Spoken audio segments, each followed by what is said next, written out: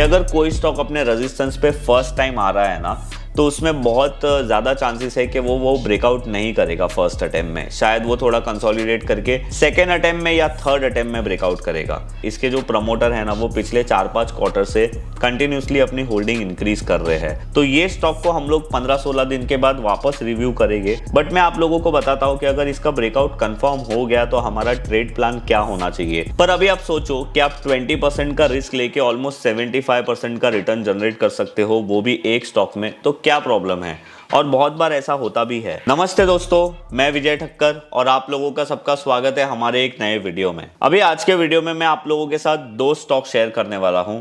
एक स्टॉक में मैं आप लोगों को बोल सकता हूं कि swing trading plus short term investment opportunity है, और दूसरा जो स्टॉक है ना, वो ऑलमोस्ट 14 या 15 साल के बाद ये प्राइस के ऊपर क्लोज हो रहा है, और यहाँ पे हम लोगों को एक बहुत बड़ी अपॉर्चुनिटी मिल सकती है। शायद ये स्टॉक हम लोगों को 100% रिटर्न भी दे दे। अब मतलब ये एक मेरा एनालिसिस है, मैं आप लोगों को बताऊंगा कि मुझे ऐसा क्यों लग रहा है। तो आज का जो हमारा पहला स्टॉक है ना, उसका नाम है लिंकॉन फार्मा लिमिटेड।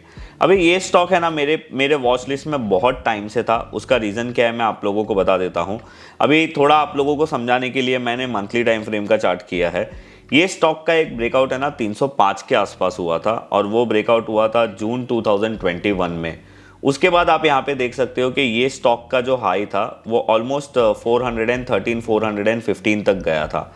बट वापस से ये स्टॉक नीचे आया 260 तक, और वापस से अभी ये स्टॉक एक नए हाईज बनाने की कोशिश कर रहा है। तो अभी वो टाइम पे मेरा जो भी व्यू था ना, वो तो ठीक है, पर अभी मुझे ये स्टॉक क्यों फिर से अच्छा लग रहा है वो मैं आप लोगों को अभी समझाता हूँ।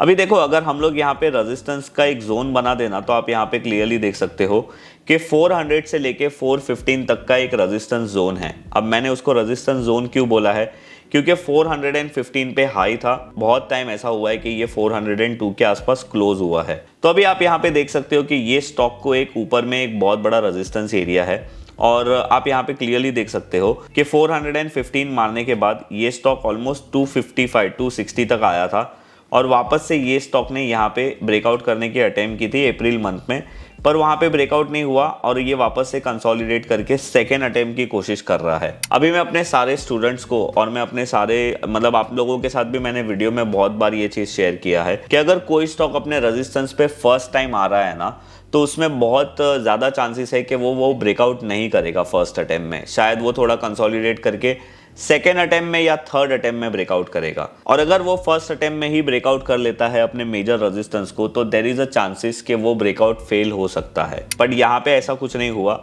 यहाँ पे आप क्लियरली देख सकते हो कि यहाँ पे बहुत बड़ा रेजिस्टेंस था, स्टॉक अच्छा खासा नीचे गया, फर्स्ट टाइम आया, यहाँ पे रिजेक्ट हुआ, थोड़ा कंसोलिडेट करके अभी सेकेंड अटेम्प्ट की कोशिश कर रहा है। अभी लिंकॉन फार्मा में मेरा ट्रेडिंग प्लान क्या है, देखो इसका एक्चुअल ब्रेकआउट तो 415 के ऊपर ही होने वाला है, बट मैं अभी आप लोगों को जस्ट एक प्लान बता रहा हूँ कि अगर ये 415 के ऊपर ब्रेकआउट देता है तो मेरा जो स्टॉप लॉस है वो 376 बनेगा, ये जो स्विंग लो है वो। और जो मेरा टारगेट है वो, इसका मैं सिंपल रेंज कैलकुलेशन कर लूंगा, और रेंज कैलकुलेशन करने के बाद मैं ब्रेकआउट के बाद यहाँ पे ऐड भी कर दूंगा। तो आप लोग देख सकते हो कि मेरा जो टारगेट है वो 562 तक आ सकता है लिंकॉन फार्मा में। अभी देखो, अगर आप एक स्विंग ट्रेडर हो तो आप लोगों के लिए ये जो 563 है ना, वो एक बहुत बड़ा टारगेट हो जाएगा। तो आप लोगों को क्या करना चाहिए, सिंपल है, यहाँ पे आप लोग लॉन्ग पोजीशन लगाइए। अगर आप यहाँ पे रिस्क ले रहे हो, यहाँ पे हम लोग देख रहे हैं कि हम लोग यहाँ पे समझो एक 1 रुपीज का रिस्क ले रहे हैं, तो आप लोगों को क्या करना चाहिए, सिंपली है जहाँ पे 1:3 या 1:2 आ रहा है, वहाँ पे आप लोगों को प्रॉफिट बुकिंग करना चाहिए। तो अगर आप एक स्विंग ट्रेडर हो और आप 415 पे ये ट्रेड को ले रहे हो 375 के स्टॉप लॉस से, तो आप 480-470 पे अपना प्रॉफिट बुक कर सकते हो।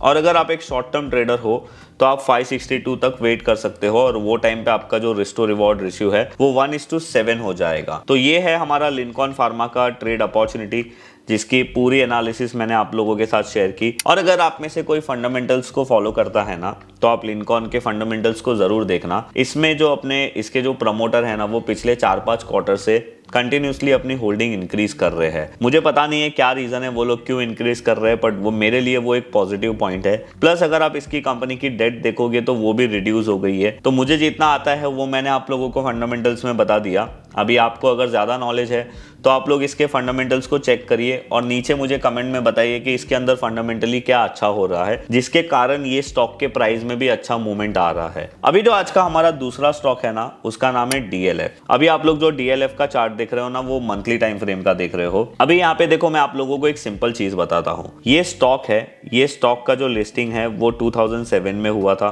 526 के बाद, और इसने हाई मारा था 1225 का। उसके बाद आप यहाँ पे देख सकते हो कि ये स्टॉक ने बॉटम मारा 2016 में ऑलमोस्ट 70 रुपीज का। और ये स्टॉक मतलब अपने लिस्ट होने के बाद कभी भी ये स्टॉक ने अच्छा परफॉर्म नहीं किया था। अभी मैं थोड़ी देर के लिए अगर ईयरली चार्ट यहाँ पे करता हूँ ना, तो आप यहाँ पे देख सकते हो कि ये स्टॉक लिस्ट हुआ था, सिर्फ एक साल ऊपर रहा, दूसरे साल तो ये स्टॉक ने बहुत ज्यादा करेक्शन दे दिया, ऑलमोस्ट 73% का। और उसके बाद अभी ऑलमोस्ट 14-15 साल के बाद ये स्टॉक का जो प्राइस है वो अपने एक, आप बोल सकते हो कि 14-15 साल के हाई प्राइस के ऊपर क्लोज हो रहा है। अभी मैं वापस से ये स्टॉक का मंथली चार्ट करता हूँ। अभी मेरा एनालिसिस क्या है वो मैं आप लोगों को समझाने की कोशिश करता हूँ। देखो, आप यहाँ पे देख सकते हो कि एक बहुत बड़ा रेजिस्टेंस ये स्टॉक में 447 का था। और अभी मैंने आप लोगों को थोड़ी देर पहले क्या बताया था कि अगर कोई बहुत बड़ा रेजिस्टेंस होता है, जब भी वो रेजिस्टेंस पे फर्स्ट टाइम आता है तो बहुत रेयर होता है कि वो स्टॉक ब्रेकआउट करेगा। और आप यहाँ पे देखो, ये स्टॉक में भी सेम हुआ। ये स्टॉक ने 2009 में यहाँ पे रेजिस्टेंस बनाया, उसके बाद ये स्टॉक इतना नीचे गया और फर्स्ट टाइम वो स्टॉक ने, मतलब ये स्टॉक ने 2021 नवंबर मंथ में यहाँ पे ब्रेकआउट करने की कोशिश की अपने रेजिस्टेंस को, बट ब्रेकआउट नहीं हुआ। वापस से वो कंसोलिडेट हुआ और यहाँ पे फाइनली अभी ये महीने में इसका ब्रेकआउट हो रहा है। अभी देखो, मैं ये वीडियो रिकॉर्ड कर रहा हूँ 16 मई को और 4 बजे के आसपास का अभी टाइम हो रहा है। अभी मंथली टाइम फ्रेम पे ये प्रिडिक्ट करना कि ये मंथ में ये ब्रेकआउट हो जाएगा वो बहुत जल्दी हो जाएगा, क्योंकि ऑलमोस्ट अभी 15-16 दिन बाकी है। तो ये स्टॉक को हम लोग 15-16 दिन के बाद वापस रिव्यू करेंगे। बट मैं आप लोगों को बताता हूं कि अगर इसका ब्रेकआउट कंफर्म हो गया तो हमारा ट्रेड प्लान क्या होना चाहिए। बिकॉज ब्रेकआउट होने के बाद तो आप लोगों को बहुत सारे लोग बताते हैं, बट मैं आप लोगों को कोशिश कर रहा हूं कि आप लोगों को ब्रेकआउट होने के पहले कैसे ट्रेड को प्लान करना चाहिए और कैसे वो ट्रेड को फिर प्रॉपरली एग्जीक्यूट करना चाहिए। तो आप यहाँ पे देख सकते हो कि ये स्टॉक का जो ब्रेकआउट लेवल है वो है 447 और अभी ये 471 के आसपास चल रहा है। तो अगर ये स्टॉक ने ये महीने में 471 या 475 के आसपास क्लोज दिया तो ये बात तो बहुत क्लियर हो जाएगी कि ये स्टॉक का जो ब्रेकआउट कैंडल है वो बहुत स्ट्रांग हो जाएगा। तो अगर ऐसा होता है तो आप लोगों को क्या करना चाहिए, आप लोगों को 471 या 475 के आसपास ये स्टॉक को बाय करना चाहिए और वो टाइम पे आपका जो स्टॉप लॉस है वो प्रीवियस स्विंग लो होना चाहिए, विच इज 340। अभी मैंने आप लोगों को आपके एंट्री प्राइस और आपका स्टॉप लॉस प्राइस मैंने बता दिया। अभी हमारी टारगेट एक्सपेक्टेशन ये स्टॉक में क्या होनी चाहिए, तो वो भी बहुत सिंपल है। जो इसका मेजर रेजिस्टेंस था इतने साल पहले का, ऑलमोस्ट 2009 का, वहां से लेके इसने लास्ट लो कहां तक मारा था, आप लोगों को उसकी रेंज लेनी चाहिए और वो रेंज को ब्रेकआउट के बाद आप लोगों को ऐड कर देना चाहिए। तो आप यहाँ पे देख सकते हो कि यहाँ पे हमारा जो फाइनल टारगेट है, अगर रेंज कैलकुलेशन करते हैं तो फाइनल टारगेट आ रहा है 825 रुपीज का। और अगर हम लोग यहाँ पे परसेंटेज कैलकुलेट करते हैं कि यहाँ से अगर ये देखते हैं तो कितना होता है, तो ऑलमोस्ट 75% का ये स्टॉक हम लोगों को रिटर्न दे सकता है। और देखो, अभी ये स्टॉक मैं आप लोगों के साथ डिस्कस क्यों कर रहा हूं, क्योंकि अगर आप लोगों को याद होगा, मैं आप लोगों को क्या यहाँ पे ही मैं दिखा देता हूँ कि बहुत बड़े बड़े टाइम फ्रेम के ब्रेकआउट का असर क्या होता है। मैं आप लोगों को सिर्फ एक समझा देता हूँ। देखो, अभी आप लोग जो चार्ट देख रहे हो ना, ये टाटा पावर का चार्ट है और टाटा पावर के चार्ट में यहाँ पे आप देखो बहुत टाइम पहले 139 और 160 लेवल पे इसका एक ऑलमोस्ट लाइफ टाइम हाई था, वो 2007 का था। और ये स्टॉक ने अपना जो मेजर ब्रेकआउट है वो अक्टूबर 2021 में दिया था।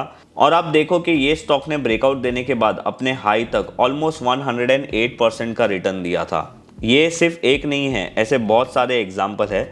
बट मैं आप लोगों को ये चीज़ क्या समझाने की कोशिश कर रहा हूँ ना, कि अगर कोई ब्रेकआउट बहुत बड़े टाइम फ्रेम के बाद होता है और वो ब्रेकआउट कैंडल भी अगर स्ट्रांग होता है, तो वो ब्रेकआउट वाले ट्रेड में आपको अच्छा रिटर्न मिलने की प्रोबेबिलिटी बहुत हाई हो जाती है। ऑब्वियसली यहाँ पे हमारा रिस्क तो है, अगर हम लोग रिस्क कैलकुलेट करते हैं तो देखो, हमने 75% का हमने देखा कि हम लोगों को रिटर्न मिल सकता है, तो उसके कंपैरिजन में हमारा जो रिस्क है वो भी 20-22% का है। पर अभी आप सोचो कि आप 20% का रिस्क लेके ऑलमोस्ट 75% का रिटर्न जनरेट कर सकते हो, वो भी एक स्टॉक में, तो क्या प्रॉब्लम है। और बहुत बार ऐसा होता भी है। तो यही थे मेरे आज के वो दोनों स्टॉक जो मुझे ऐसा लगता है कि आप लोगों को आपकी वॉच लिस्ट में ज़रूर रखना चाहिए। और देखो यहाँ पे मैं आप लोगों को एक डिस्क्लेमर दे देता हूँ, मैं यहाँ पे आप लोगों के साथ जो भी चीज़ें शेयर कर रहा हूँ ना, वो मेरा पर्सनल व्यू है। मैं आप लोगों को कोई भी बाइंग या सेलिंग रिकमेंडेशन नहीं दे रहा हूँ। मैं आप लोगों को सिर्फ समझाने की कोशिश कर रहा हूँ कि प्राइस एक्शन के बेसिस पे आप कैसे अच्छे ट्रेड ले सकते हो और आपका एनालिसिस क्या होना चाहिए, जिससे आप लोगों को भी पता चले कि अगर कोई ऐसा ही सेटअप दूसरे स्टॉक में आया तो हम लोगों को क्या करना चाहिए। अगर आप लोगों को कोई भी बाइंग या सेलिंग करना है तो अपने फाइनेंशियल एडवाइजर को जरूर पूछना और उसी के बाद एक्शन लेना। और हाँ, अगर आप लोगों को स्टॉक सिलेक्शन के बारे में और ज़्यादा सीखना है और आप लोगों को ये सीखना है कि भाई शॉर्ट टर्म इक्विटी में ट्रेड कैसे करते हैं, या फिर आप लोगों को इंट्राडे ट्रेड करना है इंडेक्स में, तो आप मेरे 21 और 22 मई का जो हमारा एक ऑनलाइन वेबिनार है, आप वो ज्वाइन कर सकते हो। वो वेबिनार में मैं 21 को है ना आप लोगों को सिखाने वाला हूँ 2 स्ट्रैटेजी। एक इंडेक्स की इंट्राडे स्ट्रैटेजी सिखाने वाला हूँ और दूसरी जो स्ट्रैटेजी है वो ये शॉर्ट टर्म इक्विटी की ही है कि आप लोगों को स्टॉक सिलेक्शन कैसे करना चाहिए और फिर ट्रेड प्लान कैसे करना चाहिए, वो सारी चीज़ें सिखाने वाला हूँ। तो अगर आप लोगों को वो वेबिनार में रजिस्ट्रेशन करना है तो उसकी लिंक मैं नीचे डिस्क्रिप्शन में दे दूंगा, आप वहाँ पे जाके रजिस्ट्रेशन कर सकते हो। और हाँ, अभी ये जो DLF वाला ट्रेड है ना, इसमें अभी तक ब्रेकआउट हुआ नहीं है, तो आप ये अपनी वॉच लिस्ट में ज़रूर रखना। और अगर इसमें ब्रेकआउट होता है तो इसमें बहुत हाई प्रोबेबिलिटी है एक अच्छा ट्रेड बनने की। तो ये चीज़ मैंने आप लोगों को अभी ही बता दी। मुझे ऐसा लगता है कि आप लोगों को एडवांस में बताने से आप लोगों का कॉन्फिडेंस और बढ़ सकता है, तो बस मेरा यही एक इंटेंशन था। तो बस ये था हमारा आज का ये वीडियो। अगर आप लोगों को हमारा आज का ये वीडियो अच्छा लगा है तो आप हमारे वीडियो को लाइक करिए। अगर आप मेरे चैनल पे नए हो तो आप मेरे चैनल को सब्सक्राइब करिए और आप मुझे कमेंट में ज़रूर बताइए कि आज वाले वीडियो में आप लोगों ने नया क्या सीखा। तो बस मैं मिलूंगा आप लोगों से ऐसे ही कोई नेक्स्ट वीडियो में, तब तक के लिए बाय बाय।